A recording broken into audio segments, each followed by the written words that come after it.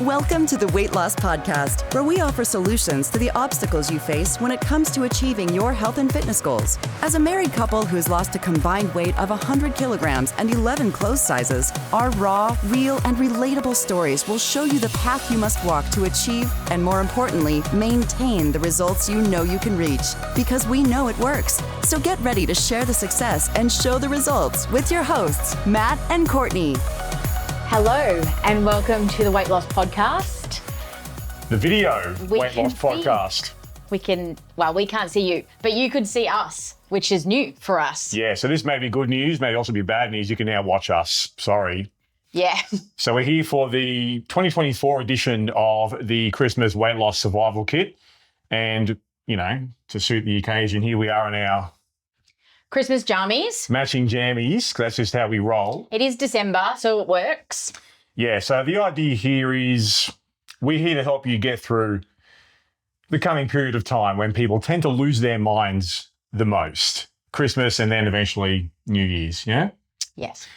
So if you're listening to us or you're watching us, like there's a pretty good chance you still want to, lose weight, get in shape, improve your health, even despite going through the Christmas, New Year period. But also, if you're like us, you've probably struggled with overeating, overindulging, not being able to sort of say or feel like you can't say no thank you to things, to people, to, temptations, whatnot.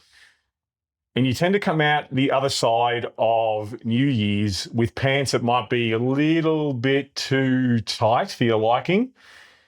And you start to sort of feel like, oh, fucking hell, I've got to spend the next 3 to 6 months undoing what has just happened in the previous 4 or so weeks, yeah? Yeah. You've gone through this, haven't you? Yeah.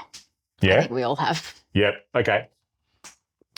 So we are here with our handy notes right here in front of us to take you through what our recommendations are to survive. Basically to get through... In life. To survive in life, yes. We're here to help you survive life at Christmas time. Yeah? Does that work? Yes, that works. Yeah? Okay. So, oh, Lord. we're off to a good start. What? I think I prefer it when people get to hear us and not see us while we do this.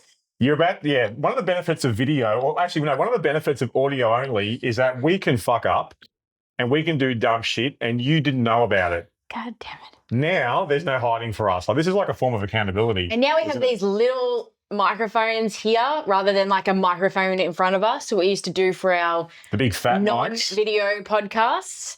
Audio, you might say. Yep. And so then there was at least something that I could hold on to or do something. And now I'm feeling very I'm just feeling very out of whack with this so far. So I have my drink bottle.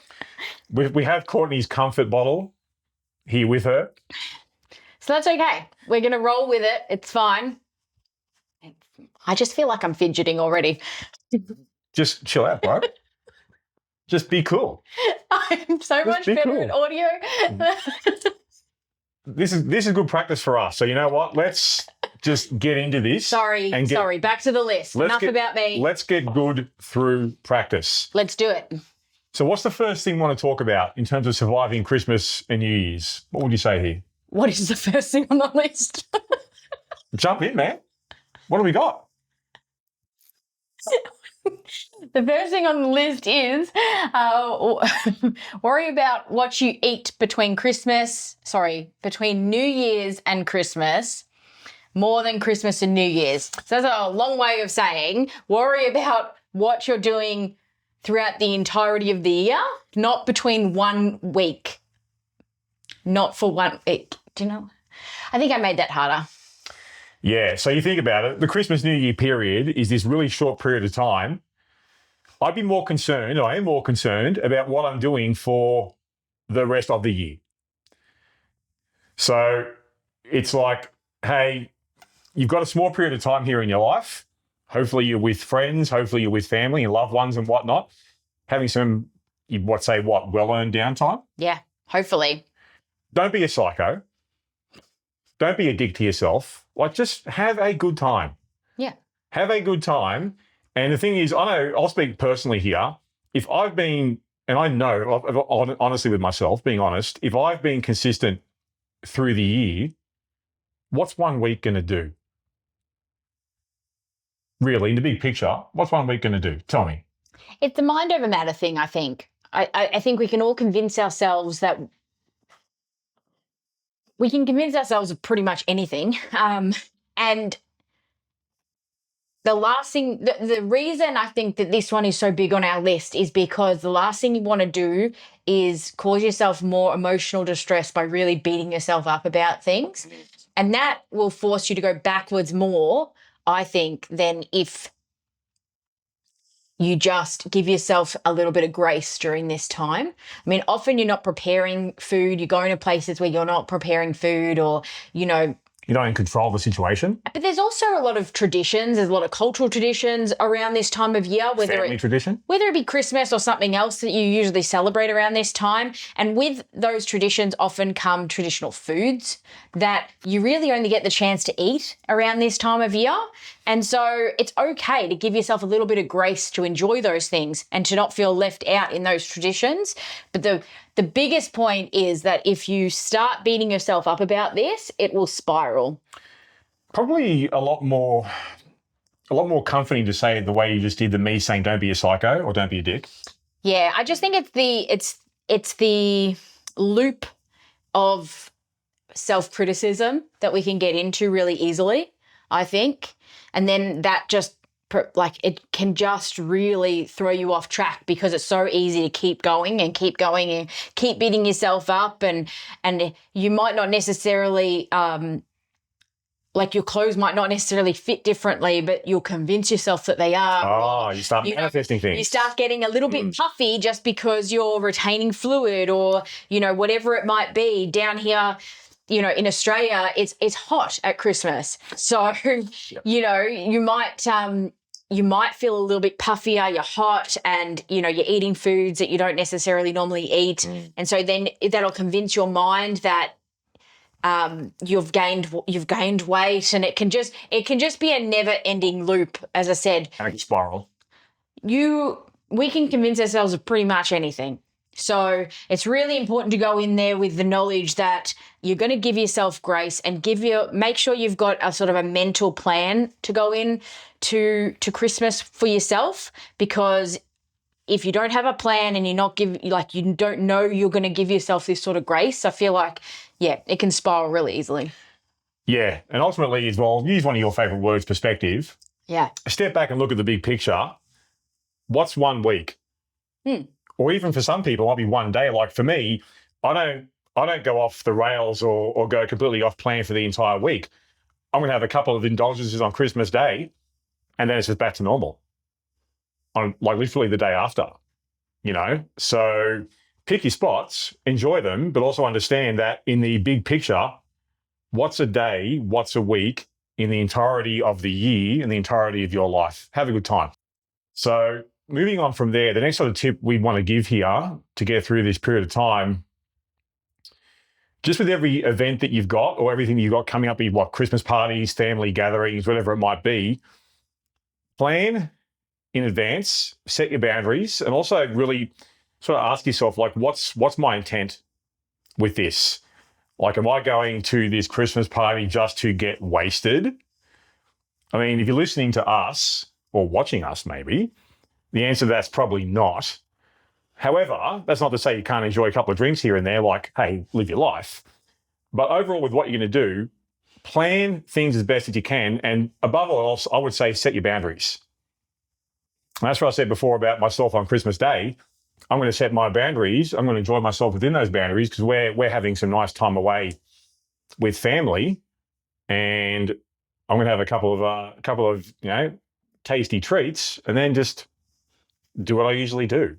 It's not a big deal, So one thing that you've mentioned in the past, Courtney, that if you're going somewhere where it's a set menu, don't be afraid to ask to see the menu in advance.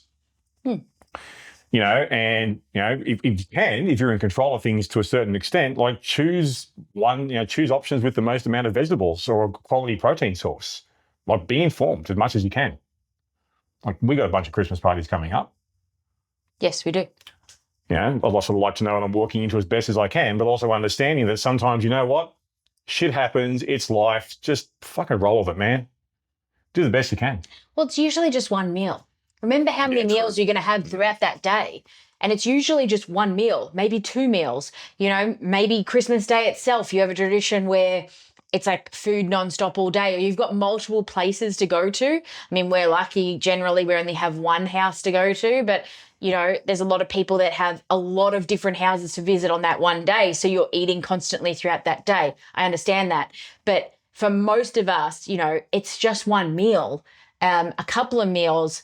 So, and the rest of the meals that day or that week, you get to choose yourself. So remember, it's not that you have to, you know, don't convince yourself that this is going to be some big thing that you're not going to have control over your food for this entire week.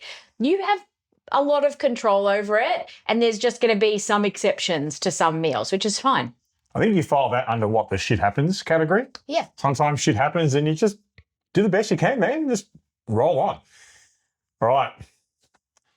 Number 3 for us, this is a big one that I'm really a fan of, is to increase your 0-calorie beverage consumption. So what is a 0-calorie beverage? Water. Well, not just water, The but easiest one. any beverage that contains 0 calories. Yes. So it actually has been shown in research that 5 cups of tea, for example, can reduce stress by up to 20%. And of course, Christmas for a lot of people can be an uber stressful period. Yeah. They didn't tell us about this sort of shit when we were kids. When we were kids, Christmas was sold as Santa's coming, the presents are coming, we get to hang out with everyone.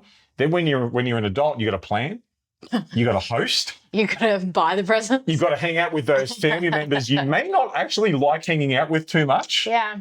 Like, it can be super stressful. Like, no one told me this when I was a kid. You know, so Christmas being such a stressful period that increasing your 0-calorie beverage consumption can, 1, be friendly for your waistline, but also 2, potentially, in the case of things like tea, maybe like a little low-key stress reducer. And like, if you're hosting this year, if you're hosting the family, which we have done before, like, it is, you know how full on it is. Yeah. So I would actually even as well, like, just to go one step further with the 0-calorie beverage consumption and also looking at stress reduction, what are you doing over this period of time to refill your own cup and just to chill out? Yeah, there has to be a balance. And again, that comes down to a mental balance of making sure that you're planning out as best you can for downtime to make sure that you've got some things planned that are going to fill your cup back up, as they say. Because yes, there's a lot of emotional energy that you put out around this time of year.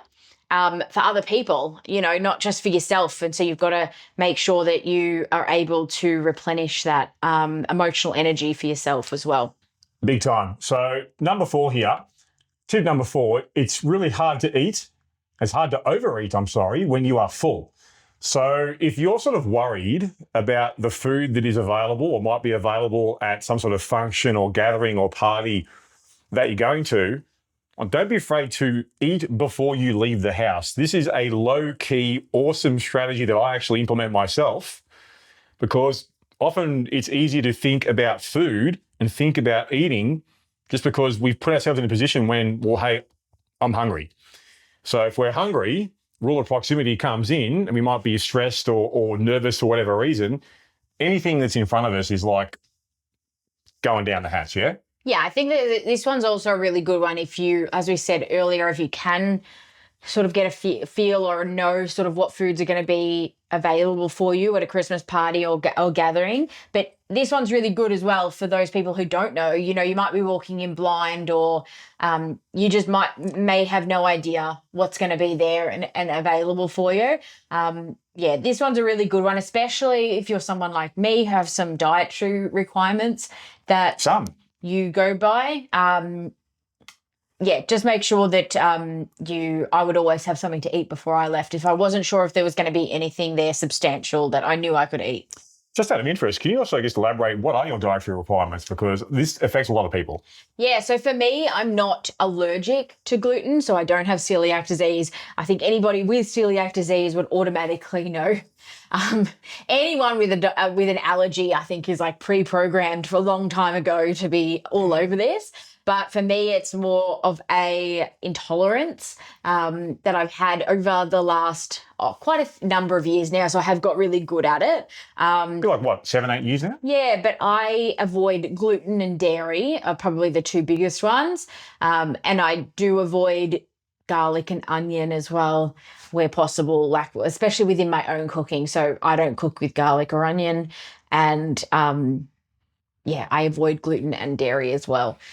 So yeah, it's one of those ones where if I'm going somewhere where I'm not 100% sure whether they're going to have catered for those dietary requirements for me, which is understandable. They're not exactly the easiest ones, especially when it comes to hosting gatherings to cater for, which is completely understandable. So I'll either bring my own food or, as Matt said, we'll eat before we go, and then that way, if there doesn't end up being something there that's substantial that I can eat, it's totally fine because I've already eaten. I think it's also probably unreasonable, would you agree, to expect others to be able to cater for you as an individual based on, taste preferences or allergies.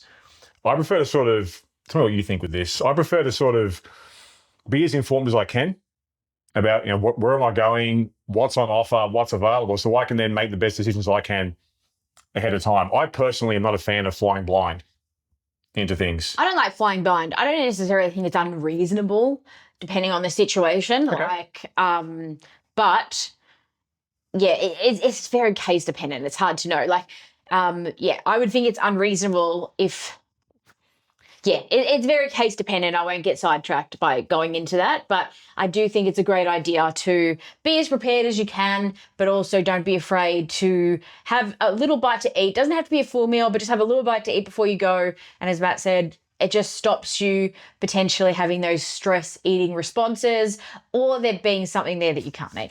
Yeah. Next tip is, believe it or not, get as much sleep as you can.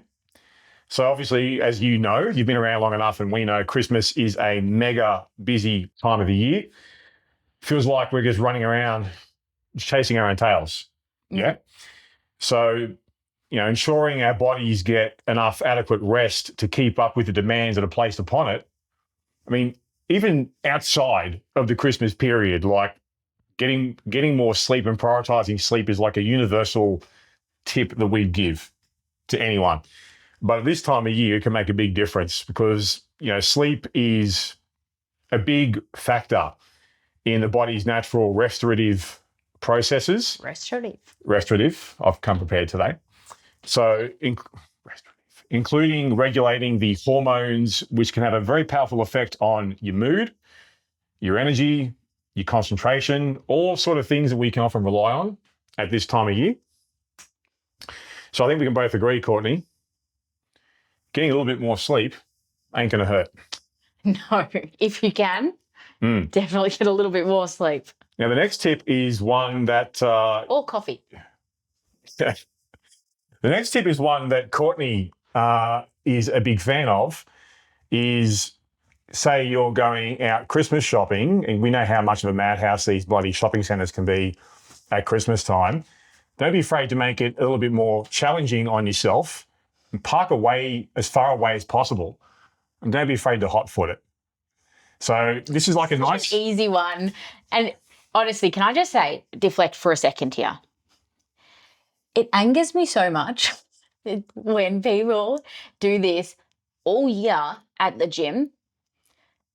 It angers me so much. I know where you're going. Where people will at our gym, it's like in this old factory. And so it's like, it's industrial park. It's industrial park. So it has it obviously has parking, but there's not as much parking as you would expect for a gym because it's like an industrial area. So there's other places you can park, but people continually park where they're not supposed to park. It's clearly labeled, don't park here, because they're too lazy to walk an extra 100 meters from their car to the gym where they're going to be exercising. It It blows my mind every time.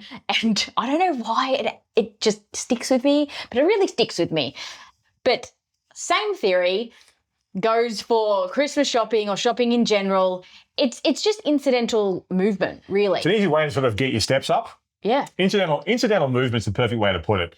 Adding some incidental movement to your Christmas shopping, and to be fair to shopping in general, good way to bump your steps up, get your body moving a bit more, get a bit more activity going. From my personal standpoint, I like to also park as far away as possible so no dickheads hit my car or open the door up into my car.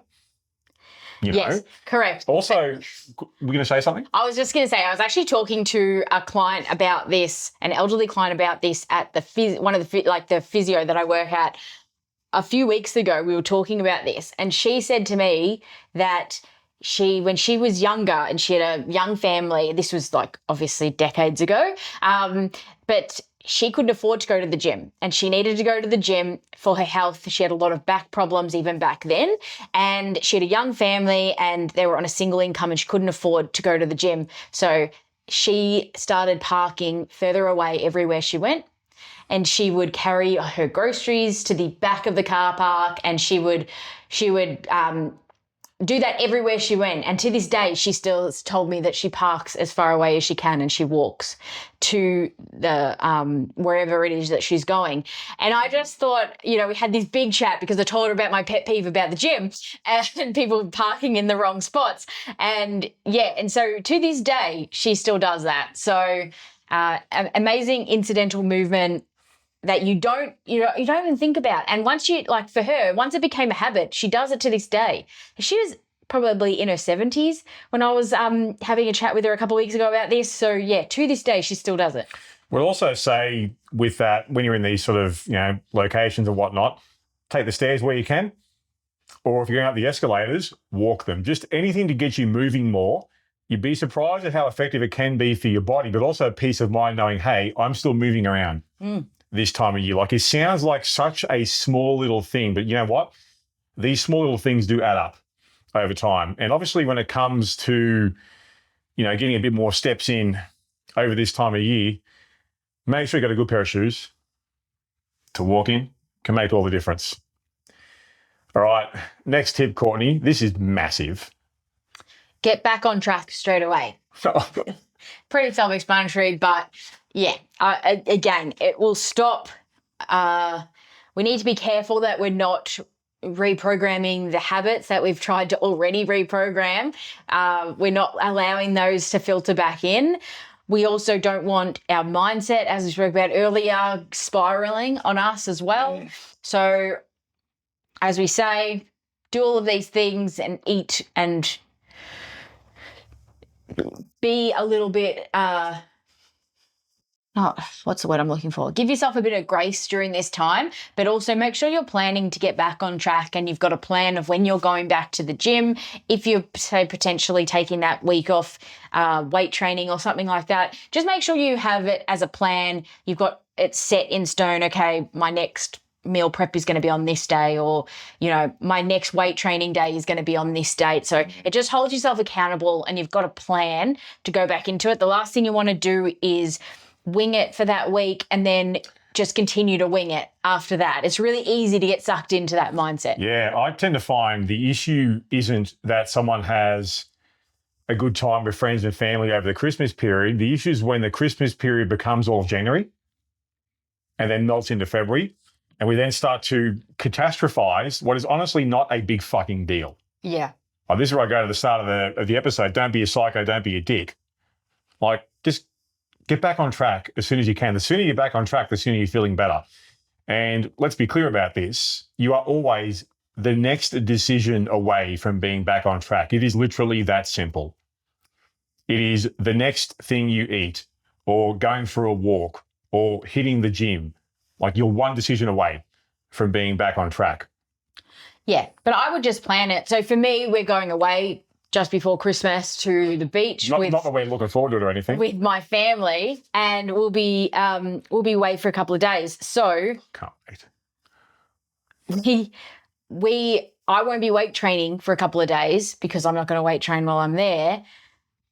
I will, though, have already planned when I come back the day that I'm going to weight train again. So it'll already be sort of set in my mind. It's just like, oh, I'll be back at the gym on this day. Yeah. I'd also just, as a reminder to say, one bad meal or one non-standard week isn't going to be enough to make you put on weight. Like, yes, you may feel a little bit puffy because you've had foods that you don't normally have and your body's like, whoa, what the fuck's going on here? But you'd be surprised how fast your body almost deflates once you get back on track. So let's not catastrophize things and think that, oh, I fucked everything up. Like, no, fool. You've had a good time. Get back on track as soon as you can. Within probably, I would say, I've seen this with clients of ours as well, within a week or two, you're back to normal at worst. So yeah, just get back on track. Next tip, speaking of exercise, Courtney, is where you can, stay active. Keep up with your exercise in one way or another. So Courtney mentioned that we're going away over Christmas, and boy, do we need it. Yes. Just quietly. We'll be away for a few days after Christmas. Yeah. And during. So not that we're looking forward to it or anything. We're not counting the days. We're thinking about We're not talking about it every single day of our lives right now. Like, I have my exercise plan laid out. Courtney knows what she's doing the entire time. So for me, my plan is, well, I'm in the middle of a weights program, so I'm hitting the gym. But I'm also hitting the beach, for walks or runs or very little sometimes. But the point is, exercise is also a fantastic stress buster and a great way to just get it out of your system.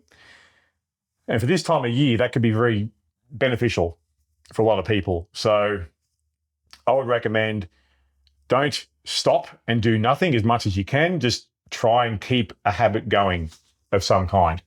Yeah? Yes. All right. Tip number 9. We're not far from wrapping up here. Tip number 9. This is a huge one that I'm a big fan of here, Courtney. What does that say? Understand that you are in control. You are in full control here. You're the boss. Yes. So you can plan and decide your treats. You can plan and decide your special occasions. Like, no one is forcing you to eat a damn thing. You don't have to drink alcohol if you don't want to. I won't be. You can if you want to. Yeah. You're the boss. So I would say, own what you're doing, own your decisions, own your plan. You're allowed to say no and no thank you to things or to people. Like, I know for a fact, knowing Courtney's family as I do, I'm going to get offered treats galore. And you know what? Maybe one time out of 10, I'm going to say yes. But the other 9 times, I'm going to say, yeah, no thanks, and just They carry also on. know we don't drink, but they'll still offer it because that's just the sort of people they are. They're But givers. They're givers. Yeah. Yeah. But again, it doesn't mean that we have to say yes. It for some people it might be okay. But yeah, you have to remember that you're in control and you have the ability to say yes, as we've mentioned, but you also have the ability to say no. Now, to be fair though, saying no can be super hard. It can be, especially when you're in a environment where you're around a lot of friends or family or even in a workplace situation. Often though, a lot of people will feel that it's expected of them to eat or drink certain things. If you actually look at this seriously, it's usually just internally. Yeah. You feel that the expectation is there. I've got to be honest, most people don't give a shit what you do. You're not that special. Well, they're not paying that much attention, really. I think we think people pay more attention than they really do. So I think understanding that you're in full control and being willing to say no, it is easier said than done, but I can tell you from personal experience, the best way to get good at saying no is to practice saying no and be prepared to live with the consequences, which you find out aren't that bad. Yeah. Like it's never the disaster that we tell ourselves that it is. Just to say, no, I'm good, thanks. Yeah. Let me just carry on. So you will feel, just by understanding that you're the boss, you're in charge, you can say yes, you can say no to whatever you want, gives you that feeling of control, and that there gives confidence. Yeah. But also through doing that, I can tell you from personal experience, you show and prove to yourself that, oh, actually, you know what? I can get through this and it is okay and it's not a big deal. And what was I worrying about all those years? Yeah. Like I know for us, for our Christmas breakaway, I am so excited. Like, I know that there'll be treats, there'll be things offered, there'll be things I'm going to say no to. I'm fully comfortable with that and can't wait to get away. Just own your shit. Finally, before we sign off, the last tip that we're going to give here is that you should really sign up for, we've got a free weight loss course that is in our app. And our app kicks ass, just ask us, we made it. So it contains a metric shit ton of free material, tips and tricks, to help you not just stay on track through the Christmas holiday period, but just come straight out of it on a roll and ready to kick ass. So just go to our website, which is what? I'm sorry? theweightlasspodcast.com. And sign up. Free weight loss course. Get into it. That's our final tip. And we're done. We're done. We are done. So in a way, we're kind of back, but not really. We're going to be taking a well-earned break through to next year when there's more videos coming with less Christmas pajamas. Unfortunately, we won't be dressed like this for our next season. No, but you can look forward to Courtney as the Easter Bunny. Easter. We don't have Easter pajamas. We can fix that. Yeah. Okay, so before we sign off, you want to give a shout out to our Facebook group? Yes, our Facebook group, The Weight Loss Podcast. Search it up on Facebook. So original. And make sure that you are a member of that.